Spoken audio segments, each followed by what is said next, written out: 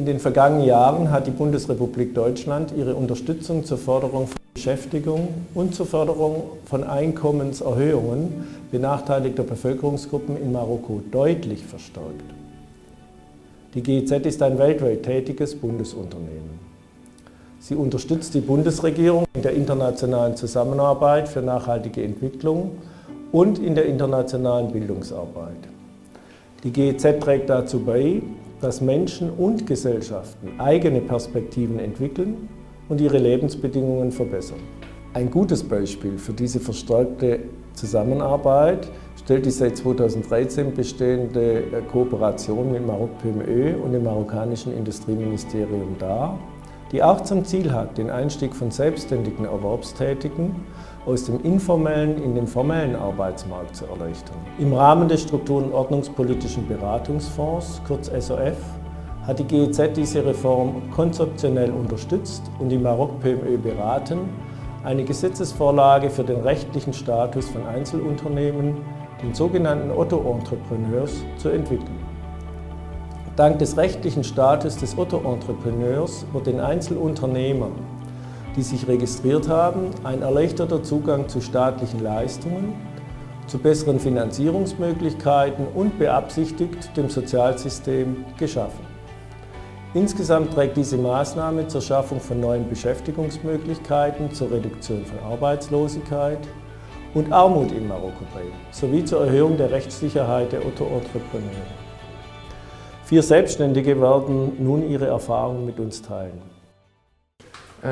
أنا بوان شاف باتيسي مقاول ذاتي. بدات قصتي مع لا باتيسري منين مشيت نقرا لا كويزين. من بعد البكالوريا فكرت انني نحول الهوايه للمهنه. الشيء اللي خلاني منين دخلت ليكول تما اكتشفت لا باتيسري، تعلمت ليها، عجبتني. من بعد بدات الخدمه، داكشي اللي بغيته لقيته في الخدمه، ولكن ما كاينش واحد النوع من التطور. كنبقى نخدم في نفس البوست، كندير نفس الحاجه، وممكن نربح اكثر لانني كنخدم بعض يعني الصالير كيكون محدود، بينما لي كوموند كيكونوا بزاف. الشيء اللي خلاني نفكر انني نتخلى على الخدمه، طرحات عليا الفكره ديال ندير دروس ديال تعليم الحلويات. داكشي اللي قمت به في الدار، شفت المساله يعني مقبوله وناجحه، ففكرت انني نطورها وندير اون اتولي ديالي. شويه بشويه بقيت كنشري الماتيريال، كنشد لي كوموند، كان يجيو الناس كيتعرفوا عليا اكثر. غادي نصادف مع انني ملي كيجوني مارشيات كبار ما كنقدرش نشدهم لان ما عنديش واحد ستاتيو ديال اون سوسيتي. الشيء اللي كان كيضيع عليا بزاف ديال الفلوس بكل صراحه. ففكرت شي حل، اقترحت عليا ان راه كاين المقاول الذاتي. مشيت، فدابا بحال اي شركه في المغرب ممكن ناخذ دي مارشي. كنعطي الشركه ديالهم لي فاكتور ديالهم. كاين بزاف ديال الامتيازات غادي تكون في المقاول الذاتي بحكم انها لقات اقبال من طرف الشباب ديال لا سي ان اس اس، ديال التامين الصحي، بزاف ديال الحوايج. ونتمنى ان يعني المقاول الذاتي تكون اول خطوه باش تكون مقاوله كبرى، ونخدم انا الناس وما نتعاملش معاهم كما كنت كنتعامل في الباتيسريات الاخرين. سيتو.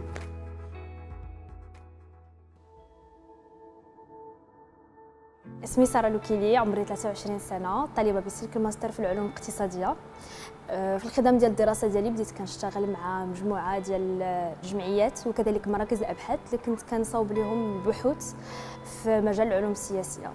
وفي ذاك الوقت ما كانش عندي واحد الاطار قانوني اللي كيسمح لي انني نصاوب دي فاكتور، دونك كنت كنشتغل في اطار غير قانوني، وفي نفس الوقت ما كانش يمكن ليا انني ناسس شركه، مع العلم بانه كانت شويه ثقيله في ونيفو ديال لي زامبو. ملي شفت لا كارت ديال المقاول الذاتي سما بوكو انتريسي، ولقيت بانها الفرصه المثاليه ديالي، لانها كتسمح لي بانني نبقى مستقله، نشتغل بشكل ذاتي، وكذلك كتسمح لي بانني نشتغل في اطار قانوني.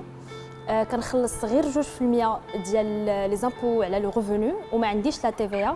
الحصول على البطاقه كان سهل بزاف، انا ديالتي حصلت عليها في اقل من 2 ديال الاسابيع، وكنظن بانها فرصه رائعه لبزاف ديال لي زيتوديون اللي في لو كا ديالي اللي باغيين يشتغلوا او ميم طون، وغيمون كنريكومونديها لهم لانها غتخول لهم داك الاستقلاليه اللي حصلت عليها وكذلك الاطار القانوني.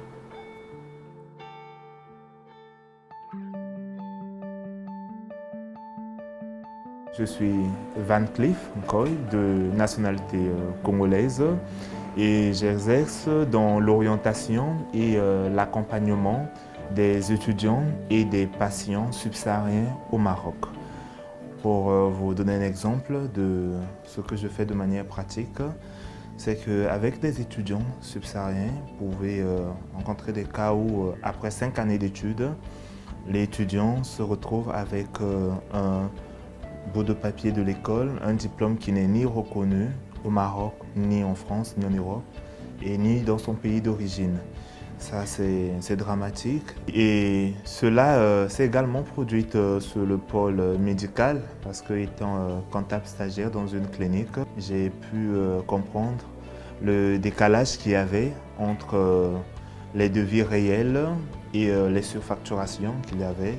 N'ayant pas un statut officiel, je n'étais pas le bienvenu, et grâce à ce statut d'auto-entrepreneur que j'ai pu obtenir, ça m'a permis d'avoir des partenariats avec des écoles, avec des cliniques et des institutions. Alors, grâce à ce statut d'auto-entrepreneur, j'ai pu bénéficier d'accompagnement et de séances de mentoring avec le CJD du Maroc qui promouvoit l'entrepreneuriat et qui accompagne les jeunes entrepreneurs. Le Maroc est un pays ouvert sur le continent et mon expérience à moi montre qu'on peut venir d'un autre pays avec son projet entrepreneurial et réussir au Maroc.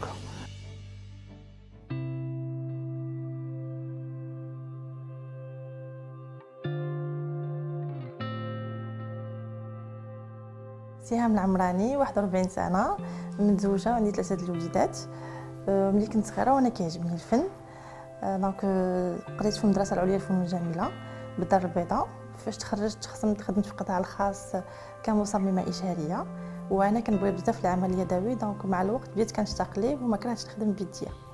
في 2012 وقع لي واحد الحدث في حياتي، سكو اصبت واحد المرض وكان يمكن يكون خطير، دونك درت عملية وكان خصني نتسنى النتيجة ديال التحاليل لمدة 10 أيام. في ديك 10 أيام عاودت تقريبا المسلسل ديال حياتي كله، كنقول واش درت داكشي اللي بغيت في حياتي، واش الخدمه ديالي هي هذيك.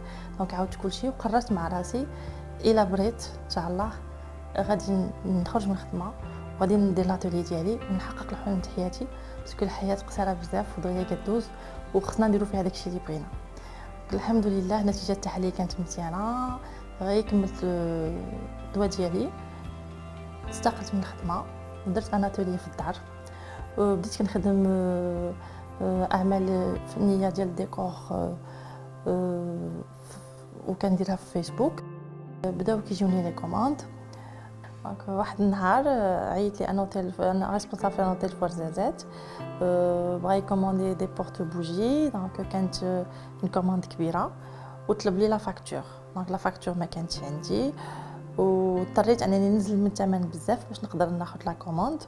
ومن تما بديت كنسول الناس اللي كنعرف على لو ستاتيو اوتو انتربرونور. دونك هاد لو ستاتيو عاوني دابور باش نخدم في داري، انا كنستعمل هذا كرسي متحرك في الدار، نقدر ندير لي فاكتور ديالي، نقدر نقابل عائلتي، وحتى المصداقيه ديالي مع لي كليون طلعت، حيت كيتعاملوا مع شركه قائمه بذاتها، و ان ميم طون انا كنخدم في الظروف الملائمه ليا.